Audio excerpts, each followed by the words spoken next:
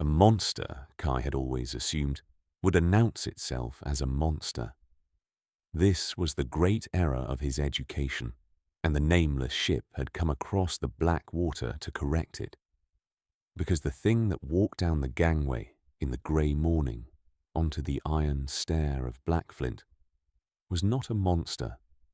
It was a person, slender, unhurried, dressed in clothes of a cut no one on the island had ever seen, the deep grey-black of ash with a single thread of ember orange at the collar.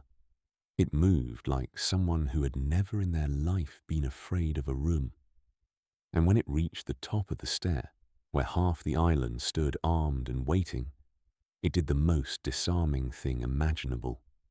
It smiled, and it bowed, and it said in an accent like old music, "I have come a very long way to meet my family.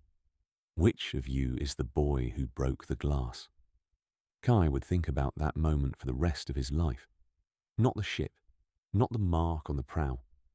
That moment, the smile, the bow, the word family, and how badly, how immediately, how shamefully he had wanted it to be true. That was how the remakers took you. Not with fear, with belonging. The Envoy's name was Vess, and within an hour of landing, Vess had done more damage to the 7 houses than an army could have. Not through force, through grace. Vess was brought, under heavy guard and heavier suspicion, to the great hall, and there received by as many of the crowns as could be assembled at speed. Sale, cool and watchful, Thrace, armoured and grim, the head of House Saith in funeral red, a scattering of lesser lords. They meant to interrogate this stranger who flew the dead house's mark. They meant to be the ones asking questions. Vess disarmed them all by answering before they asked. "You wish to know what we are," Vess said, taking in the ring of hostile faces with the mild interest of a guest admiring a host's furniture. "Reasonable, I will tell you, because we have no reason to hide it, and hiding things is exhausting. I don't know how you all bear it." A glance there at the assembled crowns, gently mocking, as though Vess could see at once that hiding things was the only thing these people did. "We are House Ash, the true house. 300 years ago, when this island decided to murder its 8th crown, a part of that house was already across the sea, founding a colony. We survived. We prospered. We built something rather magnificent, in fact, while you here were busy pretending we had never existed." The smile did not waver. "And then, some weeks ago, we felt the great glass of Blackflint break. We felt an ash-mark wake on the old homeland, the first in the 3 centuries.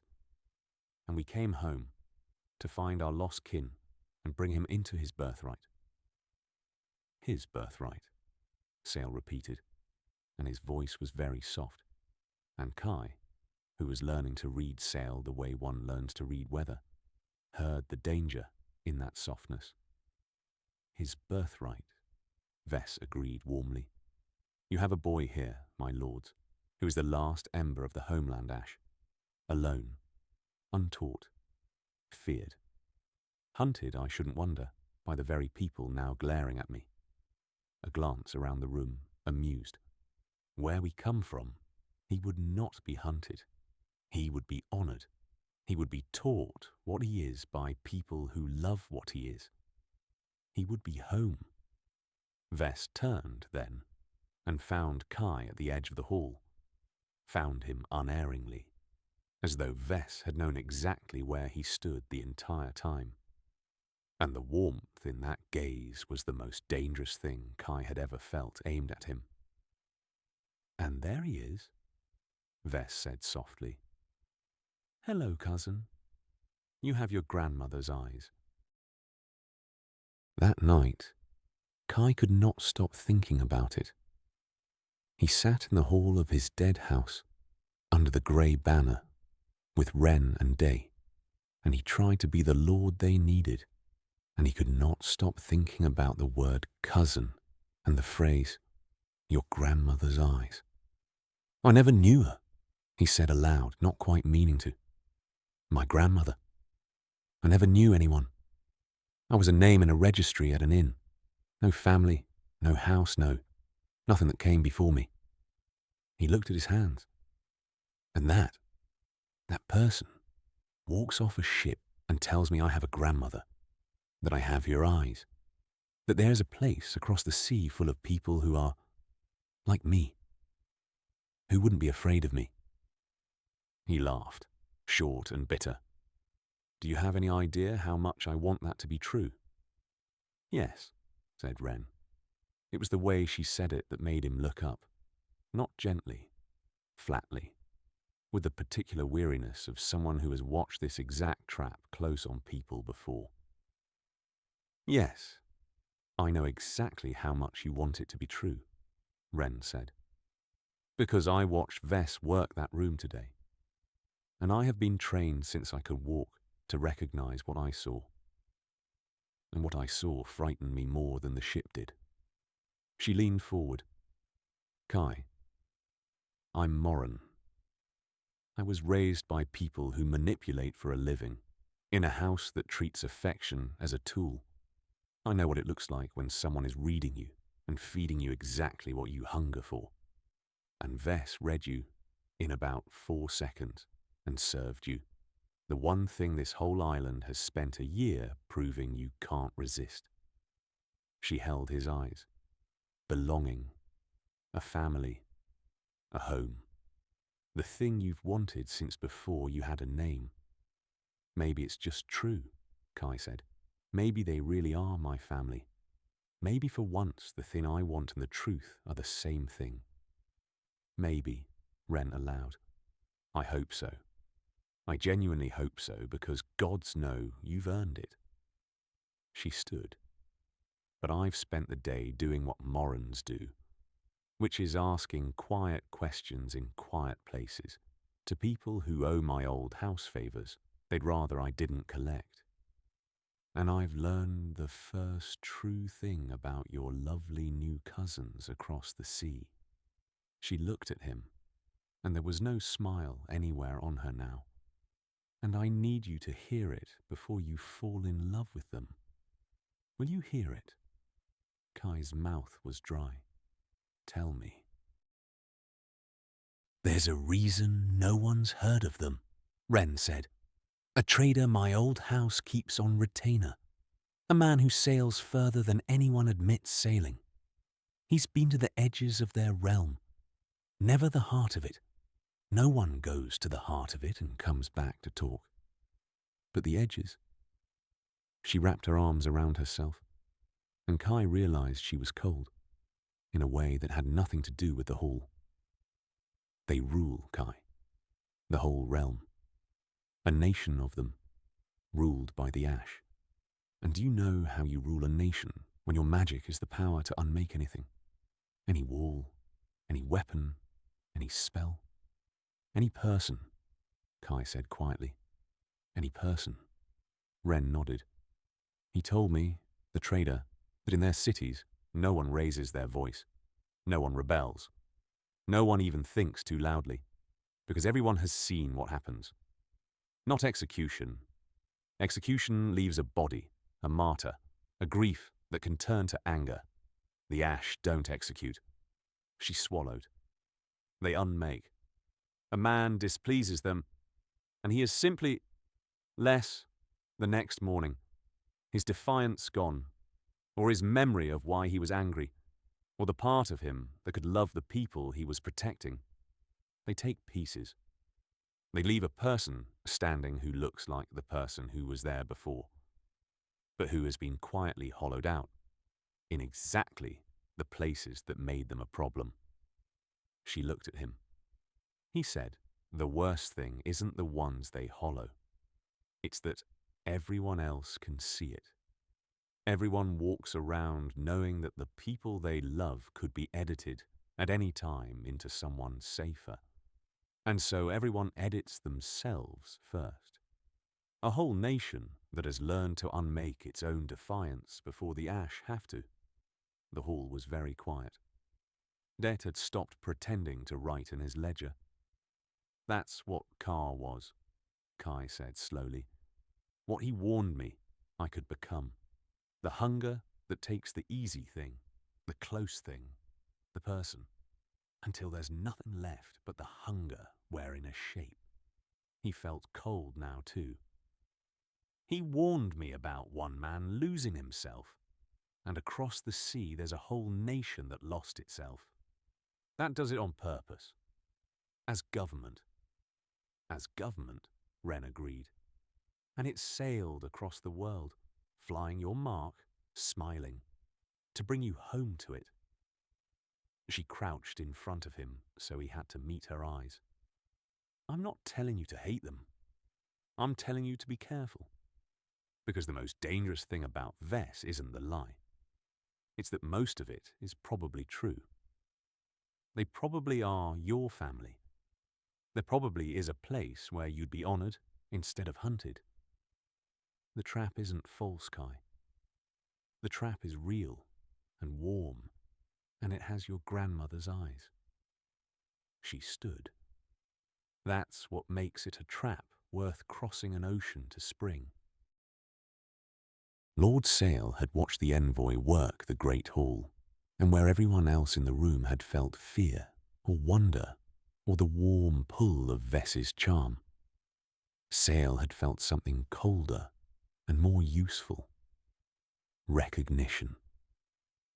He went back to the White Tower that night and sat with it, the way he sat with every piece that landed on the board, turning it until he understood its weight. And what he understood about Vess frightened him in a way the ship and the mark had not, because Vess was doing with grace and an ocean of practice behind it the exact thing Sale himself had spent a lifetime perfecting, offering people what they hungered for, reading a room and feeding it, making a cage feel like a gift. It is me, Sale said aloud, to the empty tower. That creature is what I would be if I had 300 years and the power to unmake anyone who displeased me. The thought did not flatter him. It chilled him, because Sale knew exactly how a man like himself could be beaten, and exactly how he could not. And it told him a great deal about the shape of the war to come. You cannot out-charm it, he murmured. You cannot out-scheme it. It has had centuries to practice the schemes I invented last week. You cannot outweight it. It is older than patience. He steepled his pale fingers. There is only one thing in this fortress that creature has not accounted for. One thing it cannot read, because it does not believe the thing is real. He almost smiled. The boy, the gentle ember, the one variable on this board that acts against its own interest, for reasons of conscience that no amount of centuries can predict. Vess will try to buy him, seduce him, claim him, and Vess will fail, because Vess cannot conceive of a thing that genuinely cannot be bought. None of us can. It is the one blind spot a manipulator can never cure, because to see it you would have to be the thing you've spent your life learning to exploit. He sat a long while in the dark. How curious, Sale said at last, to no one. The most dangerous creature ever to set foot on this island has just arrived, and to defeat it, I may have to protect the second most dangerous creature ever to set foot on this island, from itself, from the council, from me. He shook his head slowly. The board has rarely been this poor, and I have rarely found it this interesting.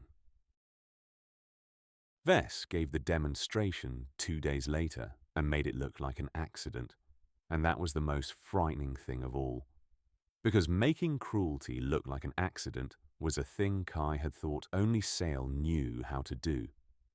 It turned out the ash across the sea had perfected it into an art. It happened in the Great Hall, at a reception the council had grudgingly arranged, a formal thing, all the crowns present, the envoy from across the sea to be received with the cold courtesy the houses reserved for powers they feared and could not yet measure. Kai was there, at the edge, as he was always at the edge. Vess moved through the room like water, charming, attentive, asking after each house's history with apparently genuine delight. And then a servant spilled wine on Vess's sleeve. It was nothing. A no-crowned server, nervous, in a room full of lords, with a heavy jug, the kind of small accident that happened a dozen times at every feast. The boy went white and began to stammer an apology. Vess looked down at the stain, then up at the boy, and smiled kindly and said, "Oh, don't trouble yourself. These things happen. Here, let me take the worry from you."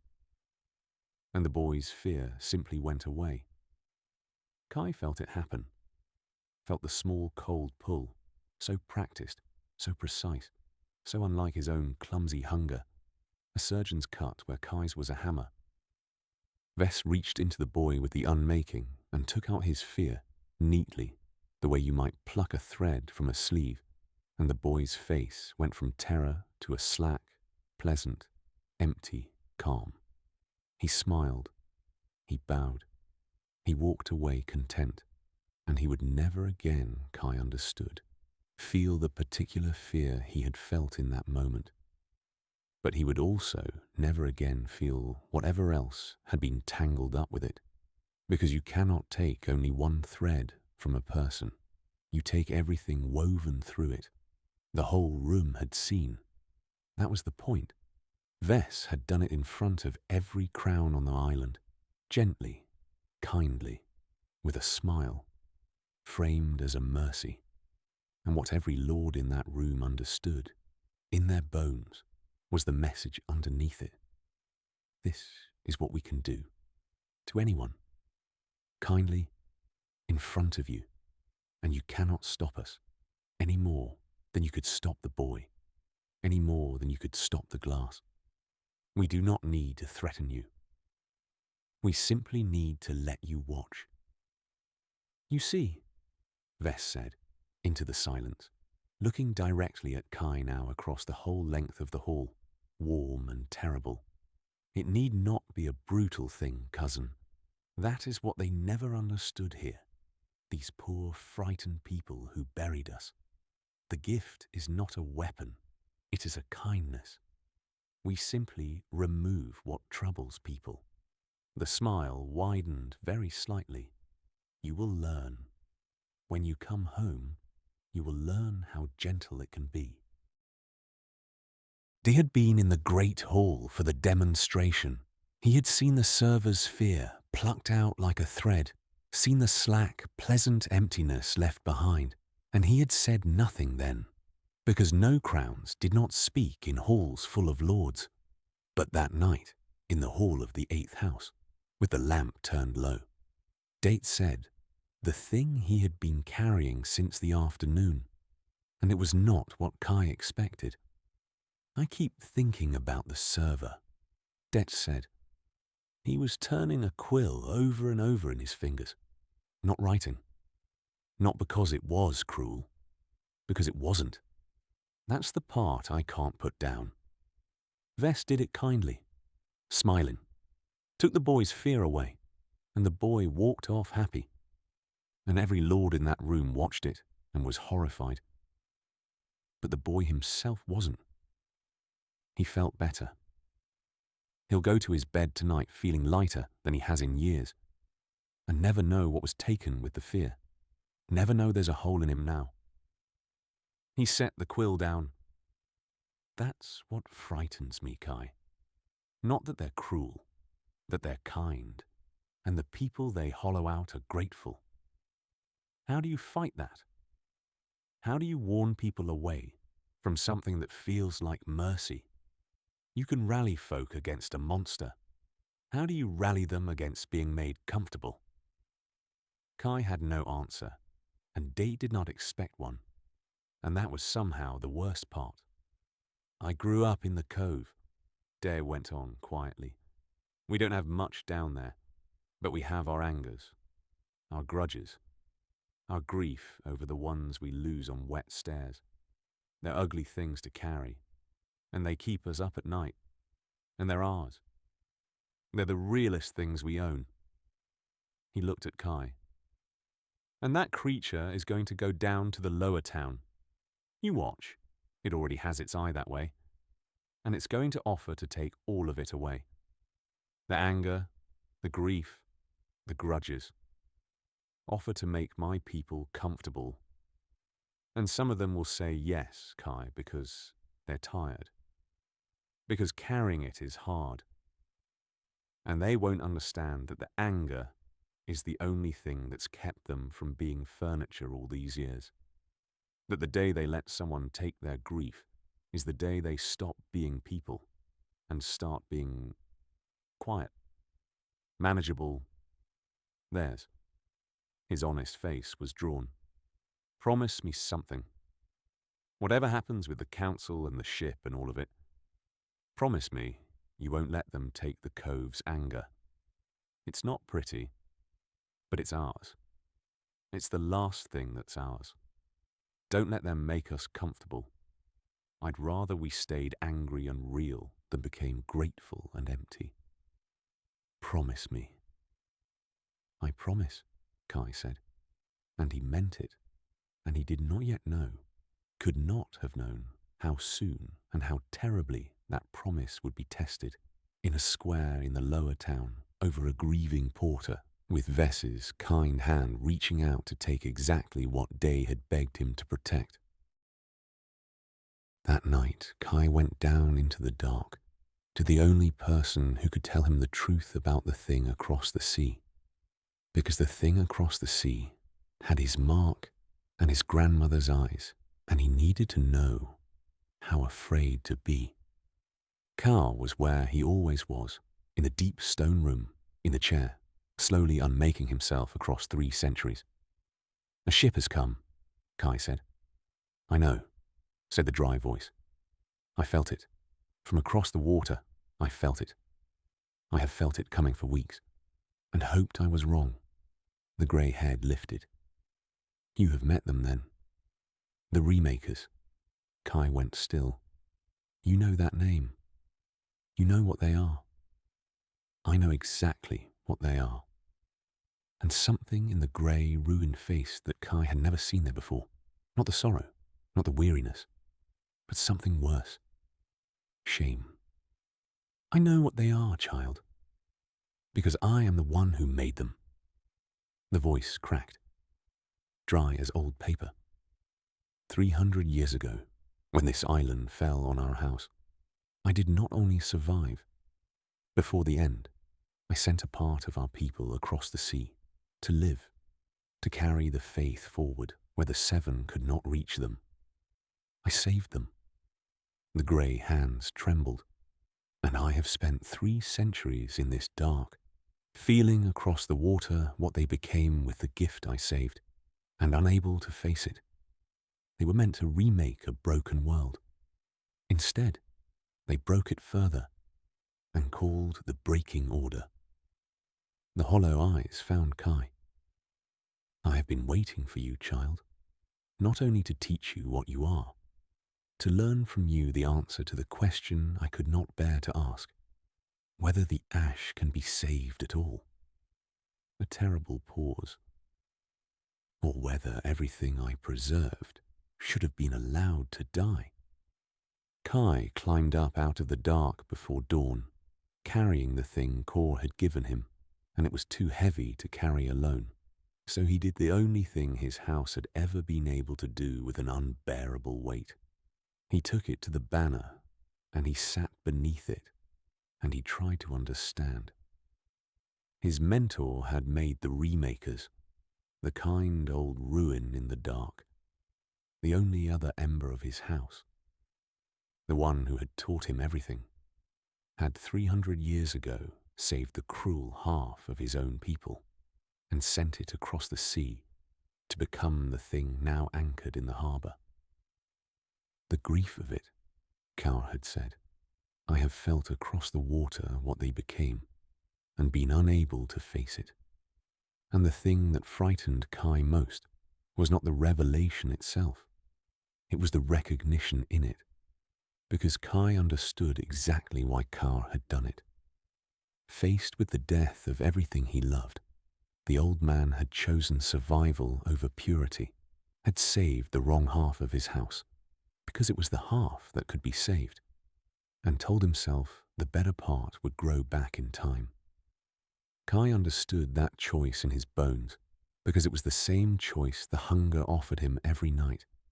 Take the easy survival, the close thing, the thing that costs a piece of your soul, because the alternative is to lose everything. Kao had made that bargain 300 years ago, on the scale of a whole people, and he had been paying for it in the dark ever since. So that's what you are, Kai said softly. To the dark, to the old man below, to himself. Not just a survivor.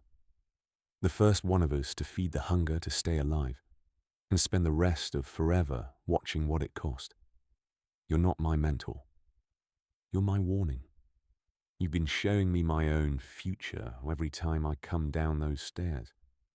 He pressed the heels of his hands to his eyes. And the remakers aren't invaders. They're the bill. 300 years late. Come across the sea to be paid. Kor's bill, my house's bill, and somehow mine now too, because I'm the one who's left. He laughed, short and broken, into the empty hall. I wanted a family. I crossed the water wanting nothing but to belong to someone. And it turns out my family is a nation of tyrants. My mentor saved, and a dying man in a hole who can't forgive himself.